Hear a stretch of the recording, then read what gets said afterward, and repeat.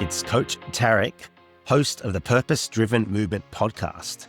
In today's episode, I interview my good friend and movement and health expert, Dr. Emily Splichal, also known as the Movement Longevity Doctor. Emily is a functional podiatrist, human movement specialist, and author of Barefoot Strong and CEO, founder of Naboso. With over 23 years in the health and fitness industry, Dr. Splichal has positioned herself as a global leader on the topics of postural alignment, human movement as it relates to barefoot science, foot-to-core integration, and sensory integration.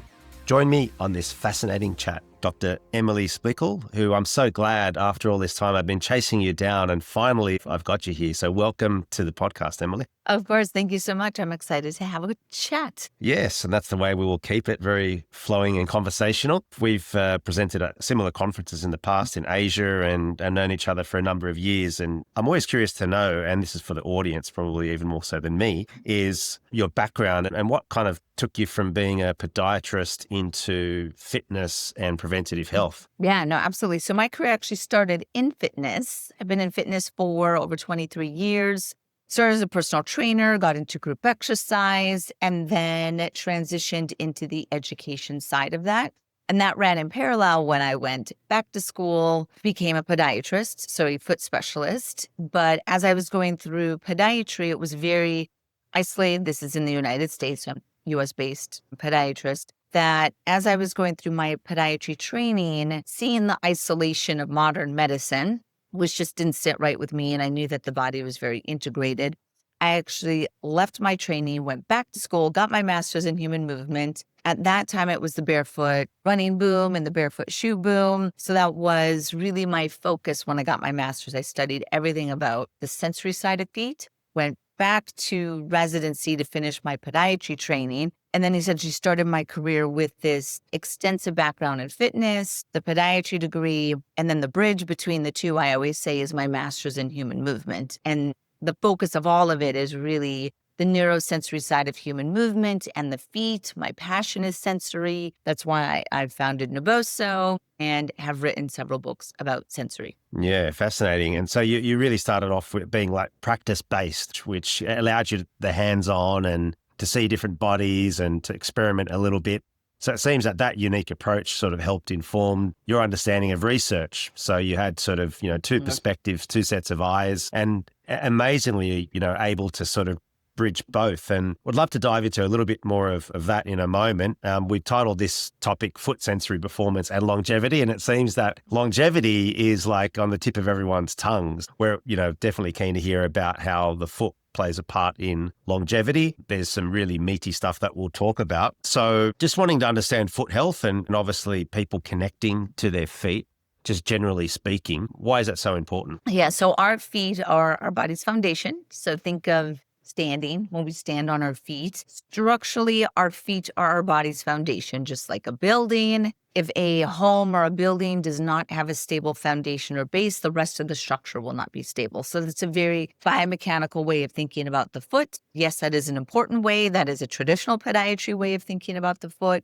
where if your feet are flat or collapsing, that's going to cause a unlocking or an instability up the chain. Knee pain, hip pain, back pain translate all the way up. However, there's also, as I love to talk about, the sensory side. And that is the skin in the bottom of the feet, which is designed to contact the ground, to read the ground. And when those nerves are reading the ground, it is communicating with the muscles and the brain, but it's really telling us where we are in space. It is helping us to orientate our balance, our posture from a neuromuscular perspective. It's how we absorb impact forces. It's how we get energy when we move. So it's really the dynamics of maintaining this structure upright, the sensory side. And then there's fascial connections as well. And the fascial connections I consider part of the sensory side just because there's so many nerves in our fascial system. But there is a powerful connection between your feet into your pelvic floor, into your diaphragm, all the way up to your tongue. And that is also how we create stability. And stability is how we create power. So it's very intermixed in almost everything that we do when we're thinking about movement. Yeah. And so that approach is, how does that differ to sort of traditional perspectives in podiatry? It seems that you've got more of an integrative understanding, if I could use that word. So how would you typically sort of approach a client who comes to you, client slash patient, however you want to term that human being? And what's usually the plan of attack for kind of getting them on their feet, as it were?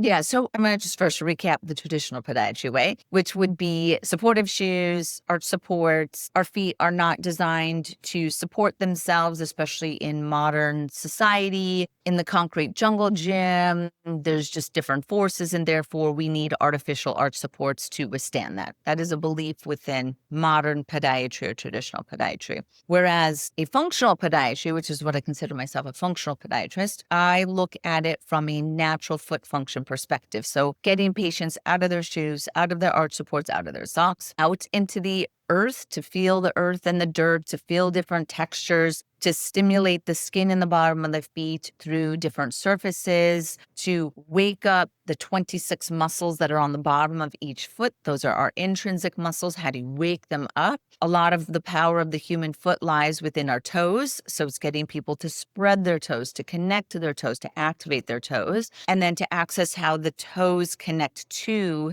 the rest of this pathway that I mentioned, which is the pelvic floor, the diaphragm, and the tongue. So it's very specific exercises. It's releasing the feet every day. It's using things like Nabosa, which is textured vibration platforms. So trying to use very specific modalities, methods, releases, activations, exercises to then really unlock that natural strength of the foot. Yeah, so you're really empowering the person to kind of take ownership of their foot health, which obviously translates into overall health from your perspective. So your paradigm being a functional integrative podiatrist obviously is a unique perspective. So one of the premises of that, it seems, is that you want to empower the individual rather than kind of prescribe and kind of say, do this, do that, but they have no guidance. They're not empowered. Yeah. Maybe you've heard me say that before or something, but yes. If not, then I'm glad that very clearly communicated that is what I'm trying to have people do.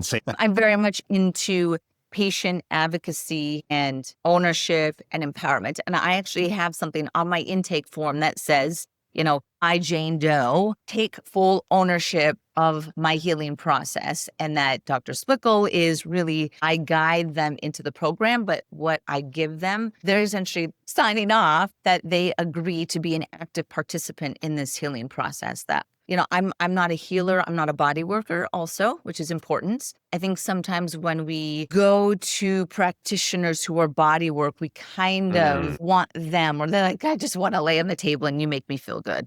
Right? Like it's just easy in that method. So I always tell people I'm not a body worker. I'll do injections and I diagnose. Like that's mainly what I do. And then I guide people and I give them the skills and the programming. But because we're influencing the nervous system, you have to do it every single day, sometimes multiple times a day. Exactly. It's beautiful. So there's this like healthy responsibility that you incorporate into onboarding, a human being, which is exceptional because, sometimes they can be under responsible and expect, you, the expert, to kind of do everything for them and be the panacea of all their problems. So I think for those out there, that pre-framing element is so important, isn't it? That way that you frame up expectations, the way you then frame up the communication. So what happens at the end? What are some motivators or strategies that you use to communicate the importance of ongoing foot health training, programming, resources, and that sort of stuff? One aspect of where I think in my patient population and the people that I'm kind of guiding or advising is they've already seen so many other practitioners. They're already coming a little like, I need someone to finally give me some answers, or I need someone to actually listen to me first, right? And that's a really important part. That's why my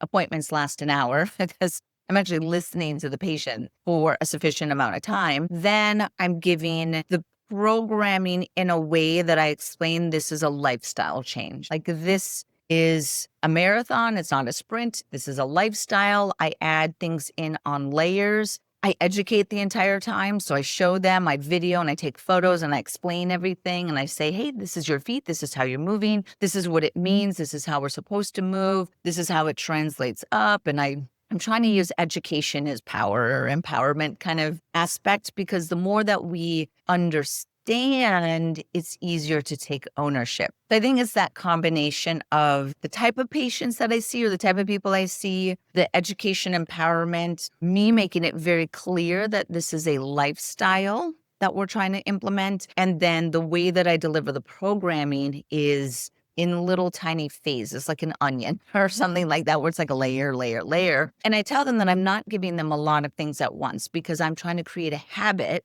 And if I give them too many things, it's just human nature to do nothing then. And I have to first build a healthy habit or a foot health habit. And then I deliver it in a way that I say, when you brush your teeth, release your feet. When you do this, do this. And I try to make it so they can actually fit it in. And then again, with the Naboso products, a lot of them are designed to be kind of passive. So like our recovery socks, as an example, you walk around and they're helping you to stimulate the nerves and the circulation and the muscles of your feet. So I try to always think like a realist. So I don't know if that's why there's good buy-in. Plus I get really excited about it. That's evident about you and your qualities as a person. And I think that's important, isn't it? Is to continue that talk with that client, patient, whoever, right? That you're dealing with, because that talk is the essence of who you are and how you connect with them and build that trust. So for those listeners out there who are practitioners of any sort, don't underestimate the talk and try not to rush back to back to back to back, like it's how do you manage your time and your energy? We could go into another conversation there, but that flow-on effect, that has such ramifications on the uptake of the client in terms of how they receive, how they respond ultimately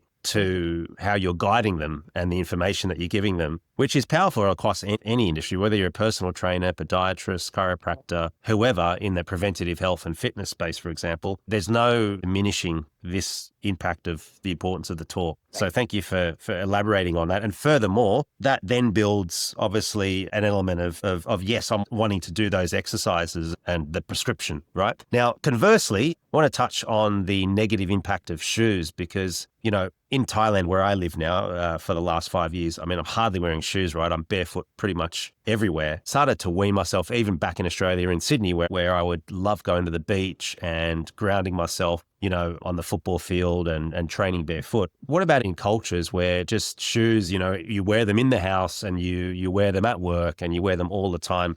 What are the real negative effects so that those can kind of, who are listening, go, well, maybe I can take off my shoes more often? Yeah, no, shoes are definitely a sensory barrier, a natural foot function barrier. It can atrophy the small muscles in the foot. And this is based off of research. So research studies have shown that chronically using supportive shoes, arch supports, custom orthotics can cause atrophy and denervation of the small muscles in the bottom of the feet. And when I say atrophy, that is a weakening of the muscle. And then denervation is essentially if you're not stimulating the motor neuron, the motor nerve, then it's like, well, I don't need to be strong and healthy as far as a nerve goes. And the reason that this makes sense is that part of the function of the intrinsic muscles in the bottom of the feet, the 26, is that they contract and they stiffen your foot so that when we strike the ground and we experience impact forces, they play an important role in the damping or the absorption of ground reaction forces. It's just the natural, innate function of the human foot is to stiffen, to absorb energy. If your shoe or the cushion in the shoe is absorbing the ground reaction forces, well, then your foot doesn't need to stiffen as much or as fast, or I don't know, maybe not even at all. That's where you start to get that atrophy of those muscles. When you get an atrophy of intrinsic muscles, then the extrinsics dominate. And when your extrinsics dominate, then you start to get this pulling in of the foot, you start to get hammer toes, you start to get metatarsalgia on the ball of the foot, you can get neuromas, you can get all these different foot conditions which are extrinsically dominant versus the intrinsics. And what I say on that, when I kind of emphasize the importance of this, is that in the human body, there is always an order in which the muscles contract. I'll give an example that is not in the foot, but it's in the hip, and I feel listeners would connect to this. Is before your glutes contract, your core has to contract first. And technically your deep hip stabilizers, but you need something stabilizing before you contract a really strong power muscle. And if you don't have that, you cannot generate as much power. For listener, it's something like jumping off of a dock versus jumping off of a surfboard. You will always create more power jumping off of the stable structure. And that's kind of similar. So that's how our body Our body will find a way to move. We just want it to be on a stable structure so that we're optimizing as much power as possible. So you mean we can't go on wobble boards and do our exercises? Those are circus tricks. So that's what and maybe not a circus trick, but it is a skill. It is a skill. And I actually think that that's important for the listener to understand is that if you want to train on a BOSU or on an Eric's pad or stand on a physio ball, whatever it is, right? Go ahead, but you are practicing a skill, and is not necessarily a skill that's going to translate to, the soccer field or to minimizing an ankle sprain or a fall necessarily in a senior, because one doesn't necessarily translate to the other. You just get good at that skill. And right, like I remember when I taught BOSU when it first came out, and I was good at doing the BOSU. Didn't mean that I was like, surfing but it was, so one doesn't necessarily translate to the other. And I think it's important for people to understand that. Yeah, it's very true. To ask that question, what's the transferability of that exercise you're doing or that thing you're pursuing? Because some people might do it just for the enjoyment, and that's fine. A clear outcome, if you want to improve your sport or recreation or anything else, that's a very wise point. And going back to bad foot health, with the entrapment of a shoe, earlier on you talked about the forces coming up the chain. So again, if that foot becomes dysfunctional, you're not able to stabilize up through the hip and hence produce that power. So I suppose the listeners, that's a stark reminder of the excessive use of shoes, no matter how fancy they are. They can be, minimalist. They can be just, it's often the superficiality that wins people over with shoes. Even when I present, I'll try to go barefoot. Otherwise, I'll go minimalist. Probably the other side of caution is just phasing, right? Like we can go radical. And I'll give you an example. This whole barefoot running became a trend back in, at least in Australia, probably stemmed from the States. We're talking about 15 years ago, right? So a friend of mine, he actually went barefoot and ran mainly on concrete for about 20 kilometers. And he comes back to me and says, oh, yeah, now, my foot's all cut underneath like hell, and I can't run now for months. I go, duh, man. He was just trying to prove a point, right? And that's the extremes, though, at being humans, right? Yep. That we can go through. But any advice that you'd give, though, to kind of just rather than radically shift someone away when all they're used to, and you talked about habit formation being really important. What's some of the, strategies you might offer up? Yeah, so if you are currently wearing traditional shoes, cushioned, supportive, they have counters, narrow toe box, thinking like any of the major brands like a Saucony or a New Balance or something like in that space, and you are wanting to go more minimal or natural, you could look at just the transitional shoes. It doesn't even have to be a fully barefoot shoe. And this is where you would have Ultra and On, like those are two of the most common transitional shoes. Maybe we just stay there and we kind of downgrade and hold there for a while. Great. Perfect. Okay. Those shoes will have a little bit wider toe box. They still have the cushion. They have less heel toe drop. They still got the stack of the cushion, right? So there's some features that are minimized, but not completely. Then after a certain period of time, they do want to go to more of the minimal. So you're slowly going down. That's a strategy theoretically. Or you want to make your transition understanding the activity associated with the transition. So where I will tell people the best place to start wearing your minimal shoes, and when I say minimal, I mean like all the way minimal, like a Zero or a Vivo or something like that, totally flat, is do that for the gym, because a gym is a controlled environment, right? You're doing your lunges, your squats, maybe some bicep curls, maybe you're doing some dynamic movement on a treadmill, or you're taking a class, whatever it is, it's controlled. That's the best place to kind of introduce your feet and your body to that movement. I would parallel that by walking barefoot in your home so you're getting that sensory stimulation, right? So this is kind of a way to do it. What I will say in addition to that is that even though research shows that wearing minimal shoes is an effective way to strengthen your foot, the transition to the minimal shoes is not the way that you strengthen your foot. That is very important.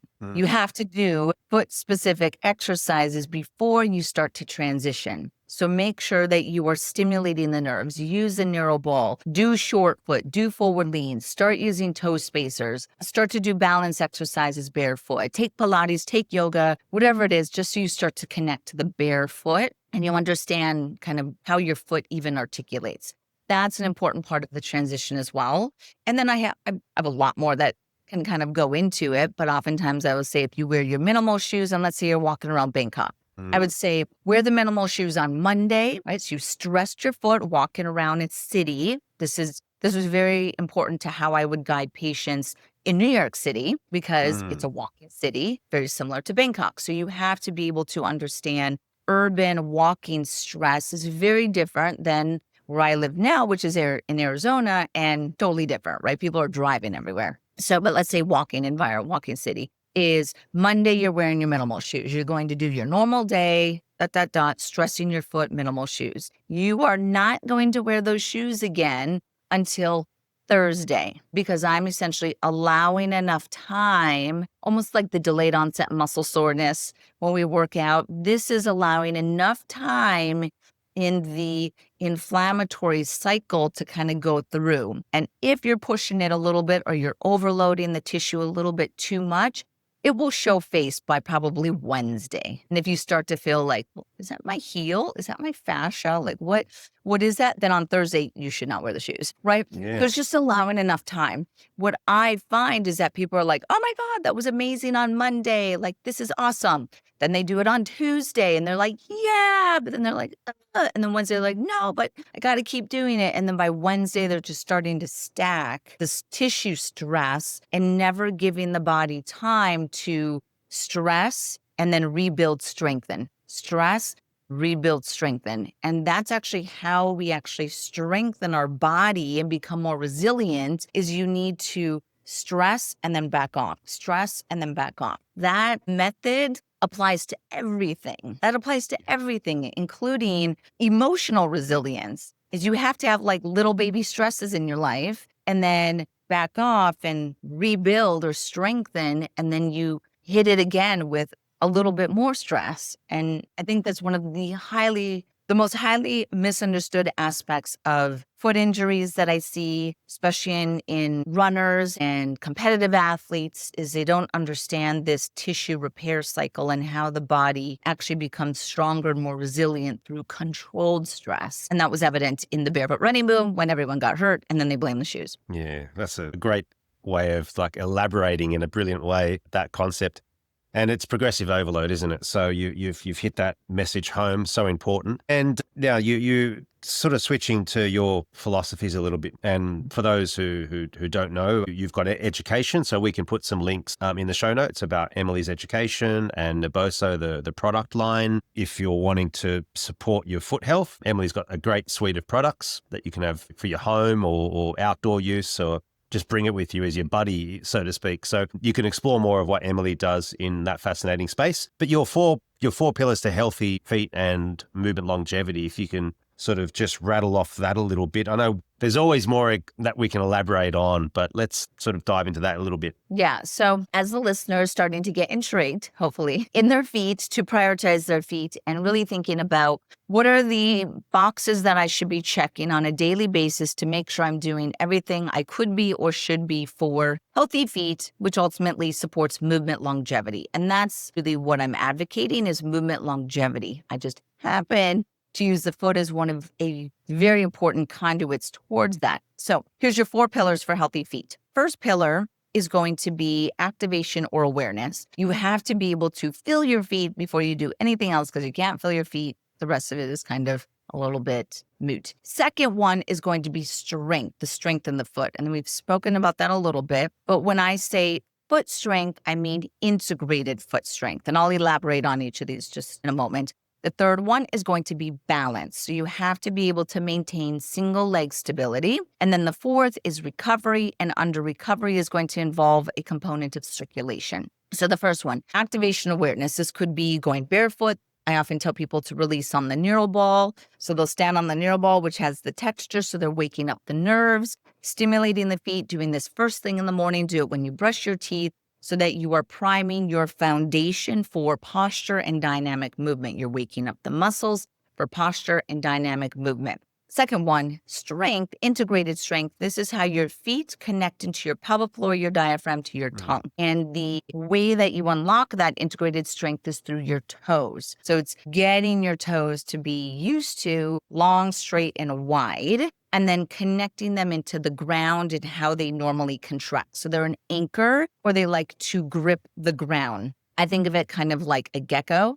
Now that I'm in Arizona, there's geckos. So a gecko, like it latches on the tips of its feet, right, or its toes. And that's kind of what we want to think about. That is unlocked through an exercise called forward lean. When I teach forward lean, I have people stand nice and tall, shoulder width apart, spread your toes on your tripod. You're stiff as a board, and then you're going to start to lean the body forward, just ever so slightly lean the body forward, but you're staying stiff as a board. And every time you lean, your toes are going to reflexively anchor into the ground. And then you go back and you're doing this several times. By tapping into the forward lean or this postural reflex of anchoring in the digits, you are learning what the sensation feels like. And then eventually you don't have to do a lean to activate your feet because you just know what the movement is and the activation. So that would be part of your second pillar. Third would be the balance. So that would be doing a couple minutes of single leg exercises every day. Now, why single leg exercises are so important, or just standing on one leg, could even just be that. Stand on one leg for 10 seconds, stand on the other leg for 10 seconds, do that 3 times each side, boom, you check the box. Why that is so important is because one of the most important parts of movement longevity is being able to walk fast enough. That is critical. That is for the listener, like underline, highlight, if that's the only thing you take away from this, is to live a long, healthy lifestyle full of movement. It is based around walking and walking speed. As we start to slow our walking speed, there's correlations in morbidity, mortality. Part of how you maintain sufficient walking speed is you have to take long enough steps. To take a long enough step, you have to be able to balance on one leg. So each one kind of feeds into the next. So making sure that you're able to maintain at least a 10-second single leg balance. And then fourth, recovery. Again, using the Neuroball, using the Naboso socks, whatever it is, vibration platforms, if you want to use Normatec boots, if you want to foam roll, whatever the method is. But recovery is based around circulation. And when I refer to circulation of the feet, it's actually microcirculation. So it's itty bitty blood vessels that are going to the skin, to the fascia, to the nerves, and it's trying to keep the fluidity, the life. Circulation is life, right? It's out with the old, in with the new, kind of the fresh, but to the smallest parts of the body and the ones that are furthest away from the heart, which is going to be your foot, all of that. So you can do those 4 things every single day. And the way that I recommend it, all of these things can be done very easy, like 5 minutes in the morning, 5 minutes in the evening, if you literally checked all of these boxes. Yeah, it seems like you can incorporate that into a routine with not too much difficulty, which is one of the pillars to make it easy. So there's some great stuff and great tips there, Emily. I was in the third pillar about the balance. I was just having a chuckle to myself internally because my partner or, everyone would say, "Well, you walk so fast, Tarek." There's a reason now I understand why I'm walking so fast, which is intrinsically a good thing. I'm at airports, just pacing, getting off, and I kind of feel like my body needs to do that. It's interesting, isn't it, how we can be in tune to our body. It's like if I walk slow, I'm like, it's sluggish, and I find it more impactful. I find it more of a dredge, that, and it doesn't, it's relative to everyone's, body type and so forth. So I don't think you have to adhere to sprinting. But yeah, no, that's great, Emily. There's some really good stuff there around routines. Thank you for sharing that one. I'm a big fan of morning routines myself. I don't touch the phone for the first 40 minutes to an hour. I take my dogs for a nice walk up through the little jungle that we've got. And, I'm able to center myself and reflect and meditate while I'm doing that. And then I do my stretches barefoot, just change my foot position and just like you say, really start to kind of be in tune to how I'm feeling. Like if I'm pressing the right foot down and I'm feeling some irradiation that's not quite right going up the chain, I'll know that, hey, I'm going to back off a little bit. Or so it's a cycle of actually building our own intuition and awareness, isn't it? Around once we've got these routines, we're not just blindly doing them, but where we're knowing the benefits. If we miss them, I find if, for example, I miss one routine in the morning, I'm like, man, I know the difference right away. So I think, as you say, these are life-changing. They're longevity. They're not boring routines. They're actually pertinent to preventing falls, for preventing some drastic stuff that ultimately we want to not, to be able to be fully alive and live as long and healthy as we can. So there's a bit of a stark bomb there for people to kind of hit home with. Well, I think everyone wants to move well, right? Like I was at the gym last night with my boyfriend, and he was saying something, and I was like, everyone wants to move like an agile little kitty cat. You know what I mean? Like who doesn't want to like be childlike in their movements? Like no one, right? So and you have to just hold on to that, because as we get into, especially in Western cultures, you get into your 40s and 50s especially, right? Like those are just prime career building, like this, right? Where you're just trying to like, maybe you're at the sprint of your career, like the peak of the career. So there's a lot of sacrifices in it for this later life financial reward or kind of security blanket or whatever it is that you're doing. But you have to be able to do that while balancing the movement maintenance that is required and that is feeding your fascia, feeding your nervous system, making sure that you are doing baseline movements. Otherwise, imagine 20 years of not feeding the joints and the fascia and your range of motion and things like that. And then trying to go back to that in your 60s and 70s is really, really hard. And it's just, I think this is apparent to me now because now I'm in my 40s. So I'm looking at and everything, and my boyfriend is 52, that I'm just like, baby, we gotta do this because 50s is so important. And if you don't do this now, your 60s and 70s, it's going to be even harder to move. We have to make sure we're feeding these things. And I just think that it's just the built-in of burn the candles at both ends and then think you're going to wake up and be able to catch up on these things. And it doesn't work that way. Who wouldn't want to be pain-free, right? Exactly. Joints, mobility, movement, all of that. Yeah. So that's why I always call it a lifestyle, and it's a marathon. It's a long game, and you have to be thinking about life in a long game, not in a way that is anxiety inducing because you're thinking of the future, but just always have a bigger picture strategy. And I just think that that's always been innate in who I am and how I was born. So I try to teach other people that. It's beautiful. Yeah. Put first things first. Yeah. That's what we need to do, is prioritize. Consistent question that we normally ask is, if you could change one thing about the health fitness industry that you and I know well, what would that be?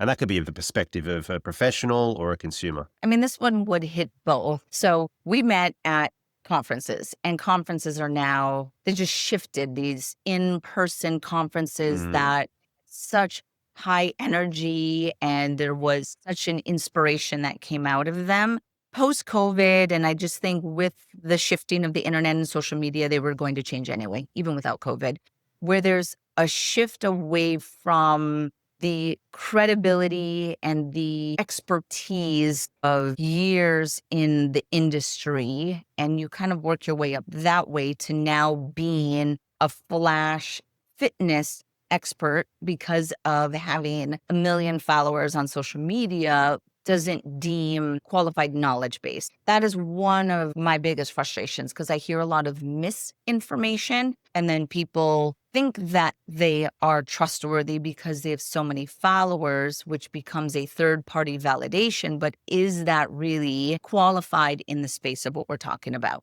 That would be one of my things of like, how can we better vet the way that people are looking at someone with trust and guidance in their body? Because if they get hurt because they thought that they were supposed to trust this person because they've helped so many, then how come they're not helping them, or why did they get hurt doing the method? That would be my thing. Totally. And I'd say to be a healthy skeptic is a good thing, to really kind of just, if you can, research. If not, just ask someone else, ask a peer, ask a friend, investigate a little bit, because you're right. There's a lot about that out there. There are some genuine people, but you really need to wad through, that thick mud that we call the social sphere. But Emily, it's been a pleasure having you on, and we'll need to get you back in and sync our times. You're in Arizona, I'm in Thailand, and it's all fine. We can be anywhere in the world, right, these days, which is beautiful. And just how could the listeners sort of best follow you? What would be the best avenue? Yeah, so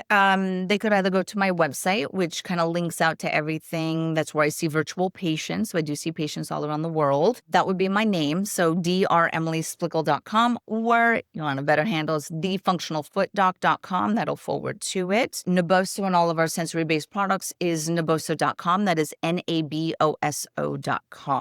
We ship around the world, so depending where the listeners are. And then social media is My handle's dremilydpm. That would be my Instagram handle. Naboso's handle would be naboso_technology. If you don't remember any of that, just Google Dr. Emily Barefoot and you will get a plethora of information that starts to put you down rabbit holes. Beautiful. And we'll have these in the show notes. And remember, guys, build some of this stuff in your routine. You know, if you're stuck in your shoes, find a way to get out of them and take heed in some of Dr. Emily's wisdom. So thank you for sharing once again, Emily. Thank you.